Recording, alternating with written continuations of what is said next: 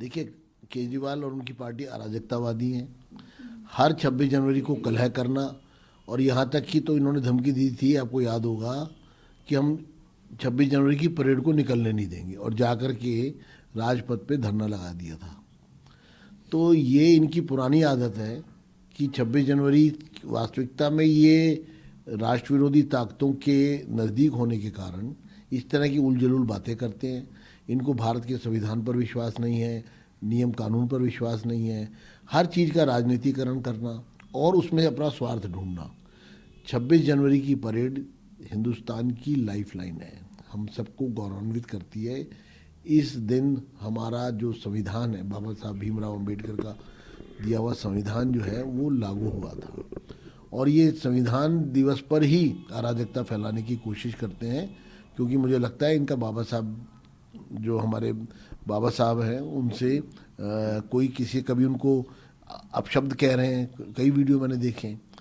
दूसरा हमारा ये कहना है कि कोई भी झांकी, रक्षा मंत्रालय जो के विशेषज्ञ हैं उनके कुछ नियम और कानून हैं, उसके अनुसार झांकी होनी चाहिए। अगर आप झांकी का भी राजनीतिकरण करेंगे और उसको भी बिलो दी बेल्ट एक प्रकार से नियम और कानून को धता बताकर उसमें अपना राजनीतिक स्वार्थ देखेंगे, तो इससे शर्म की बात कोई और हो नहीं सकती। वो जो भी कारण रहे हैं विशेषज्ञों की कमेटी द्वारा इसको रिजेक्ट करने के, मैं तो कहूँगा वो भी पब्लिक होने चाहिए, क्योंकि ऐसे लोगों को सबक सिखाएगी दिल्ली की जनता इन चुनावों में, और इनका सुपड़ा साफ करेगी। क्योंकि अगर ये 26 जनवरी को भी अपनी राजनीति का केंद्र बनाना चाहते हैं, राजनीतिक महत्वाकांक्षा के लिए, अपने स्वार्थों के लिए देश की 26 जनवरी की परेड पर भी राजनीति करना चाहते हैं, तो शर्म से डूब मरना चाहिए इन्हें।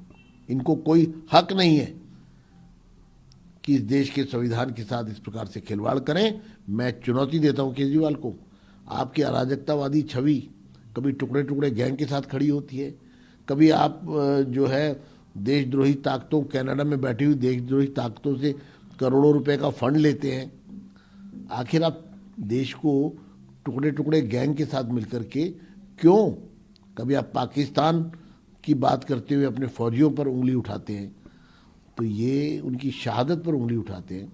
बहुत ही दुख की बात है।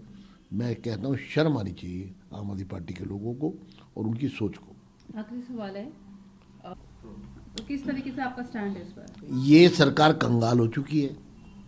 31 सालों के इतिहास में दिल्ली सरकार के डेफिसिट बजट पहली बार आया। 10,000 करोड़ रुपए का लोन मांग रहे हैं आखिरी महीने में, यानी कि महिलाओं को समय पर विडो पेंशन तक नहीं लगा पा रहे हैं, बुजुर्ग महिलाओं को पेंशन नहीं दे पा रहे हैं, नई पेंशन नहीं कर पा रहे हैं, और एक शगुफा छोड़ के चुनाव के मौके पर लोगों की, महिलाओं के वोट हथियाना चाहते हैं। अब देश की महिलाएं, दिल्ली की महिलाएं बहुत समझदार हो चुकी हैं, केजरीवाल के फंडे में आने वाली नहीं है। मैं सभी बहनों को कहना चाहता हूं कि आप इनके फंडे में मत आइए। मोदी जी के साथ दिल्ली का विकास हम करेंगे, और मोदी जी जो कहते हैं वो करते हैं। लेकिन पंजाब में मैं पूछना चाहता हूं, केजरीवाल जी क्या हुआ था? आपने तो वहाँ भी इसी प्रकार से चुनाव से पहले वायदा किया था, और आज 2 साल से ज़्यादा आपकी सरकार को हो गए, लेकिन आपने 1 रुपया भी पंजाब की किसी महिला को आज तक दिया नहीं है। फिर लोकसभा के चुनाव आए, फिर आपने वही दोहराया कि हम आपको पैसे देंगे, महिलाओं को हम सहयोग राशि देंगे, लेकिन चुनाव निकल गया, फिर भी उसके बाद 1 पैसा नहीं दिया। आप देश की, दिल्ली की महिलाओं को, बहनों को ठगने का जो काम कर रहे हैं, अब की बार महिलाएं, बहनें आपको सबक सिखाएंगी और आपकी बातों में नहीं आएंगी।